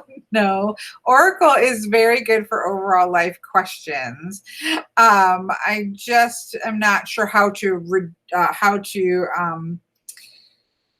filter down into more specifically, because I feel like, okay, well, pick any one of these and they'll be good for overall life questions. And that's not a very good answer for somebody, but that's kind of what, yeah, Oracle de Reflex is in there. I mean, all of my Oracle decks that are in this cubicle, in my opinion, are great for overall life questions.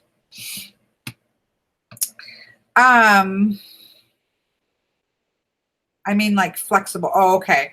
That's a definitely, I don't believe. So thank you, Mr. or Miss Insights Inspire. I don't actually believe that all Oracle decks are great for like career questions and like getting in there and doing like larger spreads and things like that. So that's exactly what I needed to hear. I like decks that are more cartomancy in style. So like the Oracle Reflect, that one is really good at that. I lost. I cannot see where I can't see myself, which sounds terrible, but I can't see where to hold things up. Cartomancy style decks like the Witchwood Oracle, that these types of decks I think do really good to get in there and do that kind of work. Mildred Payne's Pocket Oracle is really good at that kind of thing. The Madame Endor's fortune cards are really good at doing like spreads with and kind of getting in there and doing what needs to be done and getting the work done. The Shaman's Oracle by John Matthews, which is over there, is really good at it.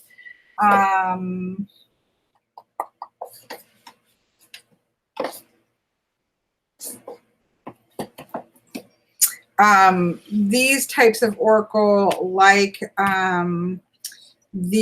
definitely like the Open Portals oracle, again, those are like really good systems that I think do really good just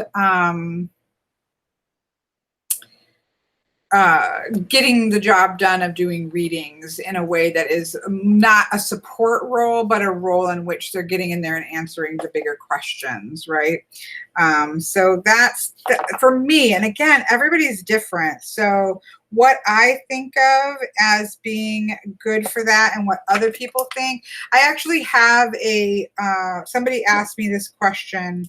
And so I'm actually have on my list relatively soon to do a video on oracles that kind of are workhorses versus just support. That's kind of how I've started to, as I've been thinking about it because of this video. I think of that as sort of, there are decks that are support decks that you can kind of pull a card for when you're doing another kind of reading or for daily draws and these types of things. They feel like support decks. And then there are decks that are get in there and they can answer all the different questions. They're just as flexible and broad and topic as reading with tarot. That's kind of and so I'm going to do a video on some oracle decks that are workhorses that can kind of get in there and do the whole readings versus being support decks. So if you watch for that, that should be in the next week or so. Someday when I'm old and gray. Kelly, is that the spiral tarot over your left shoulder? Oh, Miss Anna Teresa, don't do that to me.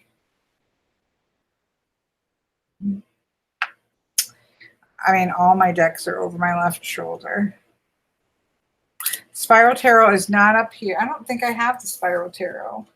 So my guess is the answer is no, because I'm pretty sure I don't have the spiral tarot.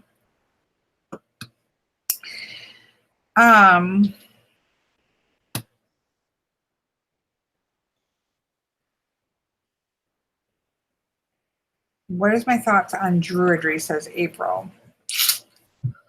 That is a very big question, April. That's a big question. I have a lot of respect for the Druidic path. Obviously, I think that what is modern Druidism is a reconstruction.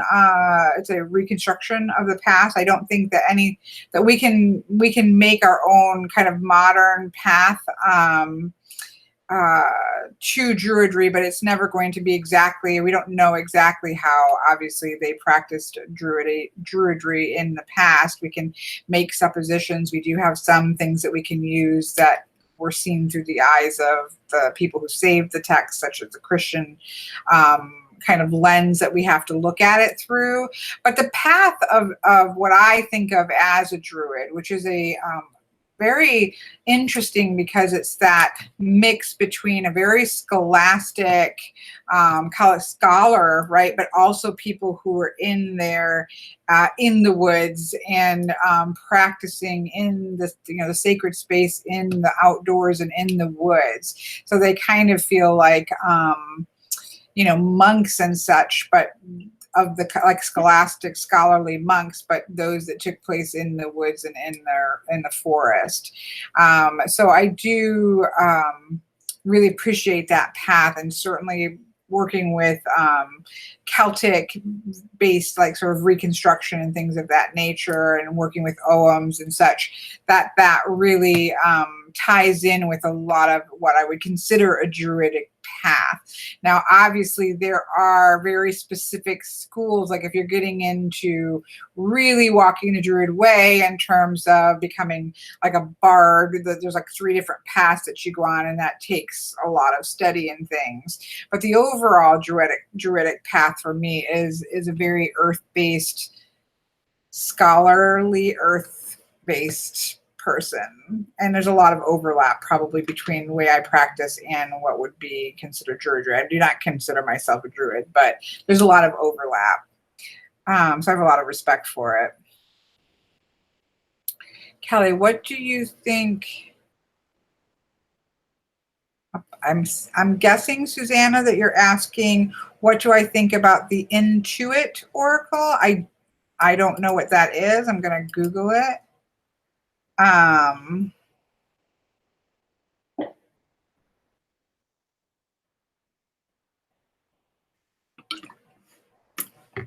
So my short answer is I don't think anything about it because I haven't looked at it, but I'm going to pull it up so I can go and look at it. It looks like, if I'm looking at the right thing, it looks like, I don't know, there's a couple where it looks like it has like an image with a lot of text to the image. It looks interesting. I'll have to take a look at it closer, but my answer is I haven't looked at it, so I don't really have any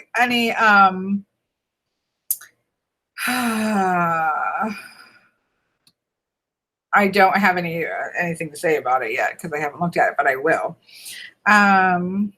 Manifestation does require patience. It is so true, Tanya.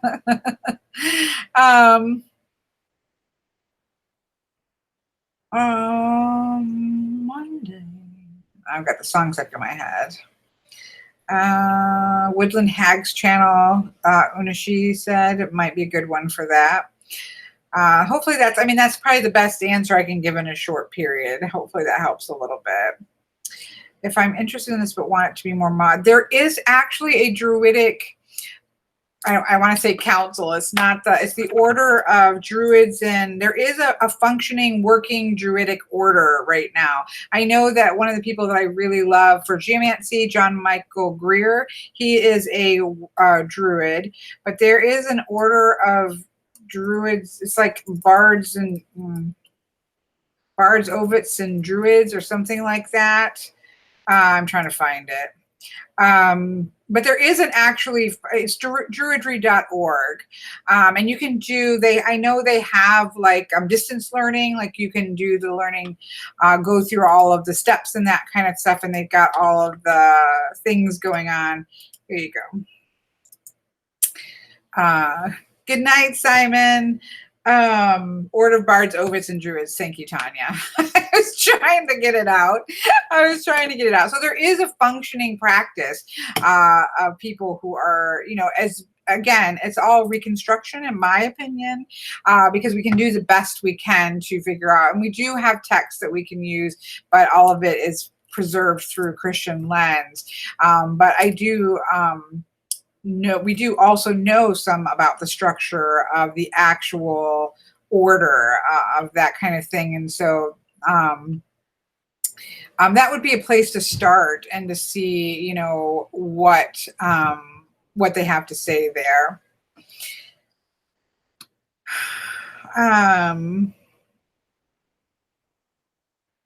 I have taken the Meyer-Briggs and I can never remember what I am. Lucy, I think you said to call you Lucy Mistergan Fernandez. I have taken it and I can never remember. If Bart probably remembers, because I probably told him a couple times and then he can text me and tell me what I am, but I can't remember.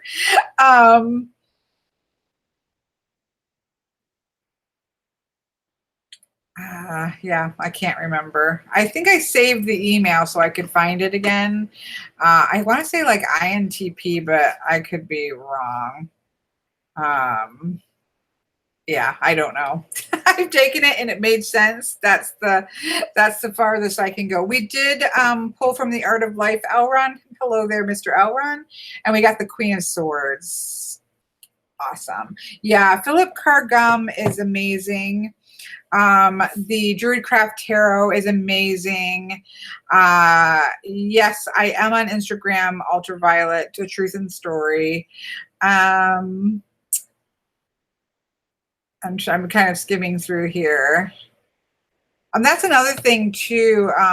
If you're looking for a deck, April, the Druidcraft Tarot is fantastic because it has sort of a blend of druidry and kind of craft, kind of that pagan crafting. So I think it's technically a blend of witchcraft and druidry, but it has a very druidic flavor to it. So does the Wildwood Tarot. The Wildwood Tarot is a fantastic deck if that kind of thing calls for you. Yes, I do need to pull something because I do need to wrap it up because I am a little bit tired of talking. My throat's getting a little sore.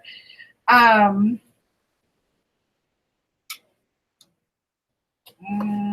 wait, let's do this, my friendly. I see some of my decks that are supposed to be up here are down in the wrong place.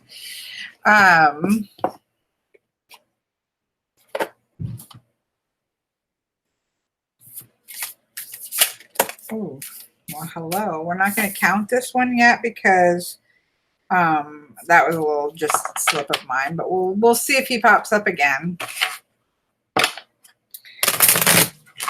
Okay, so I'm going to pull from Angels and Ancestors Oracle cards because I love this deck. And I'm still recovering from that Women's Voices reading. Yes, Elrond. That was I can't say that because it sounds arrogant, but that wasn't me. It was the women's voices coming through. But yes, that was quite powerful. Kelly, did you get the video press? Be prepared this week. Be prepared for some random chat pop-ups as I thought I did. I really did think that I did, but there's something else I want to try before I figure out. This is still Hangout, so it's August 1st. If you make live chats, August 1st, this is all, Hangouts is going away, so you have to come up with another option. There's one that says, I think, webcam, but I haven't tried that one yet, I don't think. So I have to do that. So my point being is be prepared for some random live chats to pop up over this week because I have to finalize all that this week. Since August 1st is coming, what, like Thursday? Wednesday or Thursday? Something like that. Maybe I shouldn't focus on those things. I clearly am not one that roll. I do feel like I kind of roll with change, but I like things if things are working, it's like, why don't change it? It's working just fine. And we may end up loving the new ways of doing it and be perfectly fine with it.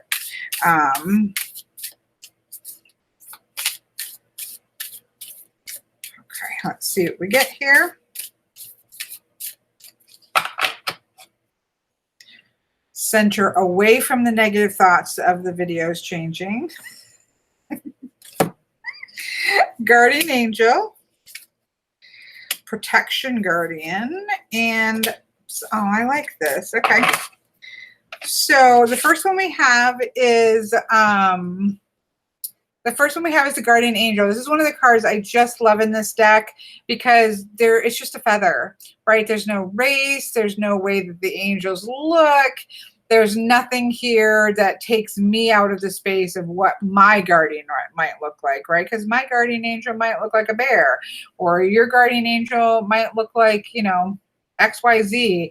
And so I really like that this is kind of stepped out of any kind, the simplicity of it steps out of anything that's race or culture or a specific look, and just allows that to be whatever you see in your own head. So I love that.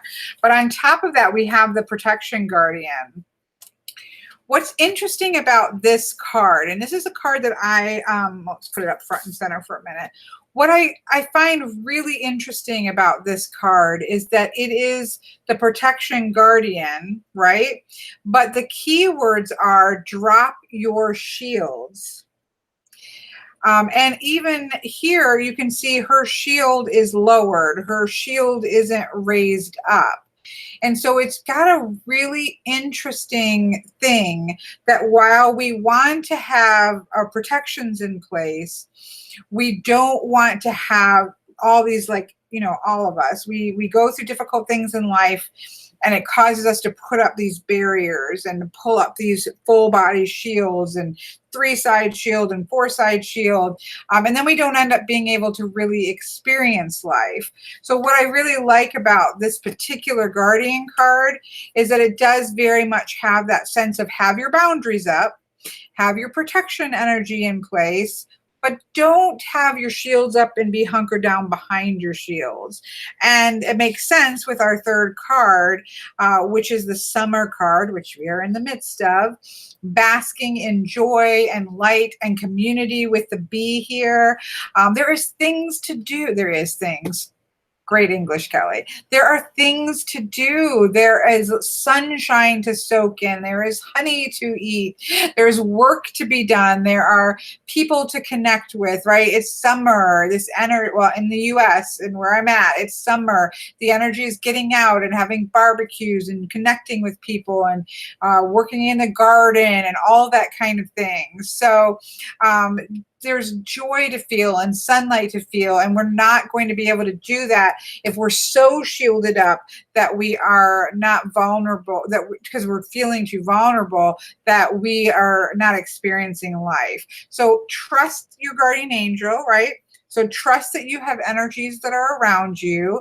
Have shields up, have your borders, have your boundaries in place, have your guards in place as much as possible, but don't have yourself so shielded up that you aren't enjoying the summer sun, that you're not able to put your face to the sun, that you're not able to reach out and connect with people and enjoy life. So I think it's a good message here, because it's both, it's, again, what we always say, it's about balance, right? It's about being smart, being wise, protecting yourself, putting your boundaries in place, but still being able to be open to experiencing life and feeling the sun on your face. So